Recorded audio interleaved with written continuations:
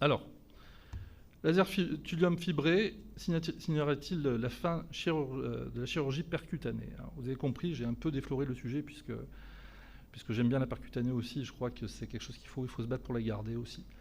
Vous avez compris. Les gros calculs, on en a en France aussi. Mais c'est vrai que c'est dans les centres experts. Voilà, c'est plus. Voilà, c'est vrai qu'on n'a pas votre recrutement au Maroc, c'est clair. Mais dans les centres comme le nôtre, par exemple, on fait beaucoup de coréiformes compliqués, etc. Mais ça va vraiment se retrouver sur des centres vraiment très spécialisés de lithiase. Alors, pourquoi s'intéresser au thulium? Pourquoi? On va s'attaquer, gros calcul, ça veut dire grosse montagne. Qu'est-ce qu'on va emmener dans son sac à dos qui dit thulium fibré? Et donc la question, c'est en urétéroscopie souple, qu'est-ce qu'on va emmener? Alors ça demande de penser à une fibre laser, bien sûr. Fibre laser, donc petite.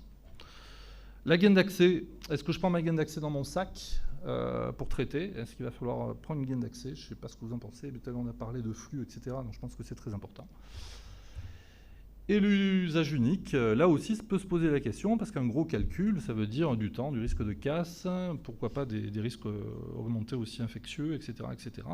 Donc pourquoi pas l'usage unique? Mais ça aussi, c'est encore un problème de coût et qui n'est pas encore clairement tranché, puisque dans les établissements publics, ils ont l'impression que finalement ils s'y retrouvent avec l'usage unique, alors que nous, on a largement démontré. En fait, quand on sort un réutilisable, ça coûte à peu près 250 €, le fait de sortir l'utilisable en urétéroscope souple. Et quand on va sortir un usage unique, il faut penser toujours, non pas ce qu'on nous donne, c'est du hors-taxe, mais un TTC, il faut rajouter 20% de taxes derrière. Donc quand on vous dit, prenez un Boston, un LithoView qui est à 750, 850, vous rajoutez 20% en fait du prix. Donc vous voyez que ça fait très cher au final. Donc l'intérêt, c'est quand il y a un risque de casse, d'immobilisation d'un matériau réutilisable. Et donc la solution, c'est de panacher, c'est-à-dire faire du réutilisable et de garder l'usage unique pour des indications très très bien ciblées qu'il faudra voir à l'avance dans la stratégie thérapeutique. Alors, qu'est-ce que c'est que le thulium fiber?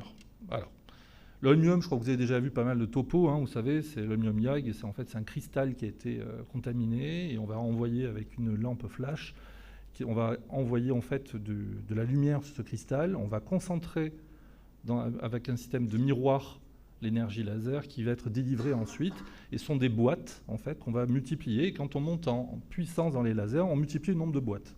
C'est ça le truc. Là, c'est un schéma qui est complètement différent. C'est-à-dire qu'en fait, au lieu d'avoir un cristal, en fait, on a une fibre de silice qui est contaminée au thulium. Et au lieu que ce soit une lampe flash, en fait, on a des diodes qui vont clignoter plus ou moins vite selon la fréquence qu'on va utiliser. Et donc, on va envoyer donc, de la lumière dans cette fibre, qui va générer ensuite donc, l'énergie laser et qu'on va brancher sur une fibre donc, classique, mais qui va être avec une concentration moindre, donc il y a beaucoup moins de risque de casse aussi. Donc voilà comment ça se passe. Ce n'est pas tout à fait la même technologie. En pratique, comment ça se fait? Quand vous avez un laser holmium, vous avez un truc qui est gros, énorme, qui fait beaucoup de bruit et qui se branche sur une énorme prise électrique au mur. Là, vous avez un truc qui est grand comme ça, qui est branché sur une prise électrique standard de ce que vous avez dans la salle de bain, dans la cuisine. Paf. Donc ça, on pouvait faire même du laser dans votre cuisine, dans la salle de bain, pourquoi pas. Mais voilà, l'idée, c'est que voilà, et ça fait pas de bruit du tout. On n'a pas besoin non plus. Il y a très très peu de ventilation nécessaire. Alors comment ça marche? En fait, voilà, c'est en fait l'onde du thulium est intéressante parce qu'elle correspond parfaitement, comme vous le voyez, en fait, au pic d'absorption de l'eau qui est à 1940 nanomètres. Et donc en fait, ça va permettre de limiter l'effet qu'on a avec l'holmium, qui est cet effet un peu balistique, qui est lié en fait à ce qu'on appelle l'overshoot. L'overshoot, c'est quand vous créez en fait l'impulsion laser, vous allez avoir une bulle qui va se faire, et cette bulle en fait va générer en fait une onde de pression qui va générer donc ce système balistique, d'accord? Quand vous faites du thulium, en fait, ça va supprimer cet effet-là, puisque ça va être hyper absorbé. Et vous voyez donc à gauche c'est l'holmium avec ce pic, et à droite c'est le thulium. Vous voyez, vous avez en fait un déploiement qui se fait quasiment constant. Et vous n'avez pas cet overshoot, et donc vous n'avez pas ce peak power qui permet en fait la propulsion du calcul. Donc vous avez beaucoup moins d'effets balistiques et beaucoup moins de rétropulsion dans le traitement des calculs. Donc qu'est-ce qui a été montré en fait avec le thulium? C'est très intéressant parce qu'en fait il produit 3 fois plus de poudre. Donc c'est très intéressant pour l'urétéroscopie. Pour la percutanée, c'est très discutable puisqu'on fait de l'extraction. Mais pour l'urétéroscopie, puisqu'on veut faire de la poudre, faire moins de fragments à sortir, c'est très intéressant, 3 fois plus de poudre. Avec, dans l'idée, alors ça c'est une image d'Olivier Traxer, puis je travaille dessus, il a déjà montré plusieurs fois, mais avec l'idée de développer en fait un système un peu d'aspiration en même temps du traitement pour essayer d'aspirer cette poudre en même temps que de traiter en fait le calcul. Alors, est-ce que ça marche vraiment? C'est pas facile parce que quand on fait la poudre, là, c'est sur des bégostone, hein, donc c'est quand même assez uniforme. En fait, vous voyez comment ça se fait quand on traite un calcul au laser. En fait, c'est pas du tout le sable hyper uniforme. Vous avez du sable, mais il y a des galets au milieu. Donc, le problème, c'est que ces galets, ils sont pas forcément bien aspirés non plus, puisque la définition en fait du dust, c'est qu'une particule doit faire moins de 250 microns pour pouvoir être aspirée. Et là, le problème, c'est que quand vous avez, même avec le thulium, vous avez toujours des petites particules qui se décrochent qui font plus de 250 microns. Alors, est-ce que le développement d'aspiration sera bénéfique? C'est la voie, on verra ça. L'autre problème, c'est l'évaluation liée au thulium, en fait, des fragments ou des calculs résiduels. Alors, je dis bien fragments ou calculs résiduels, parce que c'est une particularité aussi de nos nouvelles recommandations. Il n'y a pas que des fragments résiduels. Fragments résiduels, c'est ce qu'on va avoir en haut, c'est-à-dire qu'on a cassé des morceaux, les morceaux ont du mal à s'éliminer, ils sont toujours là. Voilà, et comment on va l'évaluer aussi? Un radiologue, il vous fait des coups, il vous dit « Oh là là, il y a un calcul qui fait 3 cm dans le bassinet parce qu'il ne va pas pouvoir l'interpréter. » En fait, vous voyez très bien qu'en fait, c'est un amas de micro-débris post-fragmentation thulium. Donc, celui qu'il va falloir éliminer, en fait, évaluer, c'est le fragment le plus gros, ce qui ne va pas être toujours facile, et savoir est-ce qu'il va pouvoir s'éliminer spontanément. En bas, il y a des fragments résiduels post-thulium, mais vous avez aussi un calcul résiduel. Et la notion de calcul résiduel est importante, parce que est-ce que c'est un oubli, une inaccessibilité ou même une limite de temps, puisqu'on doit se limiter en temps opératoire. Donc en fait, dans la prise en charge, un calcul pour être retraité, le fragment va pouvoir être évalué en fonction justement de ses possibilités d'élimination. Et nous, on essaie de développer la posturothérapie, donc en France, qui existe, qui a été validée. On augmente par 2 fois en fait, le taux d'élimination des fragments résiduels caliciels inférieurs. Et ça vaut le coup, alors c'est pas toujours facile, très accessible, c'est soit dans des cures thermales, soit les kinés peuvent le faire. Et là, nous, on est en train de lancer une étude, en fait, pour que le patient le fasse de chez lui aussi. Donc tout ça, avec le comité d'ITIAS, donc on en reparlera. Mais voilà, mais pour des calculs de moins de 4 mm, en fait, des fragments résiduels de moins de 4 mm, la posturothérapie en caliciel inférieur est très intéressante. Voilà ce que c'est la posturothérapie chez le kiné. Elle a pris sa place, elle est apparue complètement dans les recos. Il est suggéré de réaliser une posturothérapie après lithotricie extracorporelle ou traitement endoscopique pour les calculs ou les fragments résiduels caliciel inférieur et opiélique. Là, le kiné, il n'a pas du tout une perceuse, c'est un vibrateur. C'est-à-dire qu'en fait, le patient est incliné. Donc ça associe 3 choses à posturo. C'est l'inclinaison, plus de 30 degrés, l'hydratation, puisqu'il faut qu'il y ait un débit de diurèse, mais aussi la vibration. Et ça, c'est un vibrateur qui va donner des impulsions pour bouger les calculs. Alors, il y a un appareil qui est chinois qui essaie de faire aussi avec un repérage échographique. Les Américains développent un autre système, mais disons que ça, c'est la base. Gros calcul, et on en revient aussi sur le main dans la main qu'on avait avec le professeur Amani, c'est oui, il faut gros calcul, non, c'est pas très adapté, parce que vous comprenez, un calcul qui fait 2 cm, qui est une boule, 2 cm sur 2 cm sur 2 cm, bah, ça fait 4 cm3. Vous prenez un calcul qui est décrit, il fait 2 cm, mais il n'en fait plus que 1 de large, 1 de profondeur. Non, il fait 1 cm3. Donc ça veut dire qu'en pratique, vous allez mettre 4 fois moins de temps, et vous aurez 4 fois moins de volume à traiter pour le deuxième calcul, alors qu'il fait aussi 2 cm. Donc dans l'évaluation, et c'est ça qu'il va falloir essayer d'intégrer de plus en plus, c'est plus une notion en fait de grosseur, mais de volume. Deuxièmement, il faut impliquer aussi, alors vous allez voir, par exemple, ça c'est un calcul coralliforme complet. Alors c'est à peu près, alors vous avez des logiciels compliqués, 3D Slicer, etc., qui permettent d'avoir une mesure très précise du volume, mais vous pouvez le faire très facilement. Une mesure, vous prenez la hauteur, la profondeur, la largeur, à peu près, et un calcul qui fait comme ça, donc il fait 3,1 cm sur 1,89 et 3,97, ça fait quand même 11,6 cm3. Alors vous allez me dire, il faut d'abord, ça se fait en densité osseuse, c'est important. Et comme Colombo, là à côté, qu'est-ce que j'en fais de ça maintenant? C'est ça la question. Donc on va continuer à avancer un petit peu dans la réflexion. L'autre chose qu'il faut regarder aussi, c'est aussi le calcul. 2 cm aussi, bien sûr, mais non, il faut connaître la densité. Si vous avez un calcul d'acide urique, peut-être penser aussi à alcaliniser, pourquoi pas. Et puis vous savez très bien aussi que si vous partez sur un calcul qui va être très très dense, vous serez sur du monohydraté ou sur peut-être de la bruchite, et ça sera un petit peu plus difficile à traiter. Donc, et plus long dans la fragmentation. Donc c'est important de tenir compte de la nature aussi du calcul. Alors, maintenant on va voir le thulium. Thulium et volume d'ablation. Intéressant, ça c'est basé sur l'étude de Frédéric Pentier. Frédéric Pentier, c'est lui qui a travaillé avec Olivier Traxer en fait dans son laboratoire sur le thulium, et tous les paramétrages qui sont reconnus actuellement sur le thulium, c'est Frédéric qui les a mis au point. En fait, ce qu'il faut voir, c'est que le thulium va faire en volume d'ablation, il va mieux travailler entre 1,5 fois et 3 fois mieux que l'holmium. D'accord ? C'est-à-dire que quand vous avez traité un calcul de la même manière, et vous voyez, c'est la même fibre, hein, c'est 272, on aura un meilleur volume d'ablation de 1,5 fois à 3 fois mieux par le thulium. Donc c'est quand même très intéressant, c'est que ça va 3 fois plus vite potentiellement.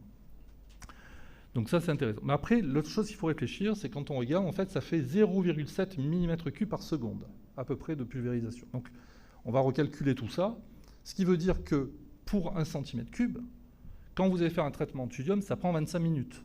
En sachant, je parle d'un traitement qui n'est pas difficile. Vous êtes en phase du calcul. Voilà. 1 cm3, 25 minutes en thulium. Intéressant. Donc, on repart sur notre cas.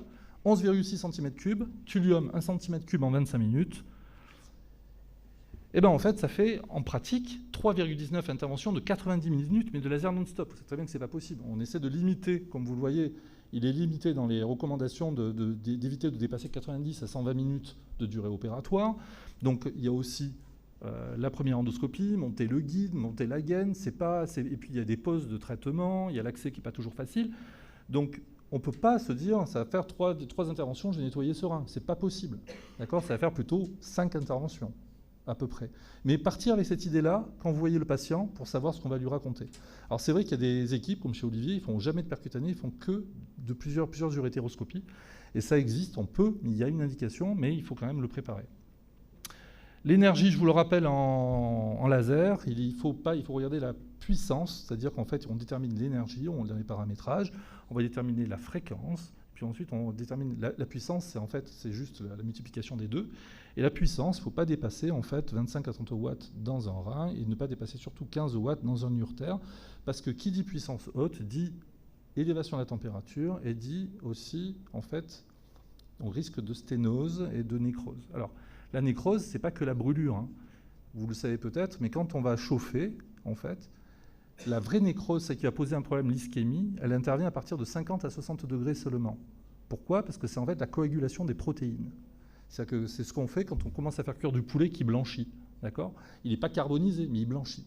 Ça, c'est ça qui va vous donner la sténose après. Donc pour éviter de monter en fait en température, il faut éviter de dépasser ces 50 à 60 degrés, ça c'est sûr. Donc il faut se méfier de la puissance, mais aussi en fait de la fréquence.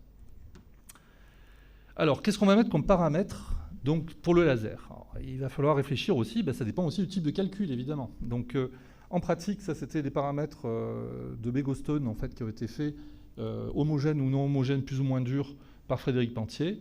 Et c'est assez intéressant parce que comme vous pouvez le voir, en fait, on est plutôt sur un volume d'ablation efficace en dusting sur un calcul dur, le COM, d'accord, le monohydraté, et par contre plutôt en fragmentation sur un calcul plutôt meuble, d'accord. Donc il faut savoir aussi reconnaître les calculs. C'est-à-dire que quand vous faites une urétéroscopie, il faut savoir celui qui est à gauche, qu'est-ce que c'est d'après vous ? C'est un aspect qui est cireux, qui brille un peu, ça c'est la cystine, d'accord. Celui du milieu, enfin le deuxième, c'est la bruchite. On n'a pas le renseignement direct, il est pommelé. Mais quand on va le traiter au laser, ça se voit surtout avec l'holmium et beaucoup moins avec le thulium.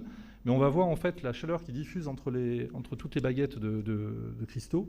Et ça fait un blanchiment à chaque impact qui est assez typique de la bruchite. Le troisième, c'est l'acide urique. Le quatrième, c'est du dihydraté, oxyde de calcium dihydraté. Vous voyez, c'est du calcium très, très friable. Et le dernier, c'est du monohydraté aussi, c'est l'oxyde de calcium monohydraté, mais de stase, c'est du 1D, donc c'est quelque chose qui est assez dur potentiellement, mais qui est mobile. Donc il faut reconnaître le calcul et adapter en fait votre technologie laser à ce que vous voulez faire par rapport au calcul aussi. Donc là c'est intéressant, donc quels paramètres ? Alors là c'est du thulium sur du dur, c'est du monohydraté, vous voyez, ça fond littéralement. Donc moi je vais utiliser un paramètre plutôt bas en énergie, avec une fréquence un peu soutenue, pour faire du vrai dusting. Et sur du dihydraté à droite, en fait, on peut taper plus fort avec l'idée de fragmentation un petit peu plus, parce qu'en fait, c'est tellement meuble que l'énergie, quand elle va arriver, en fait, elle va pulvériser les petites spicules en fait, du calcul de dihydraté. Et vous observez là, en fait, toute la poudre qu'on peut récupérer éventuellement avec une seringue à la fin, c'est vraiment de la vraie poudre. Mais comme je vous le disais, qui n'est pas toujours très homogène.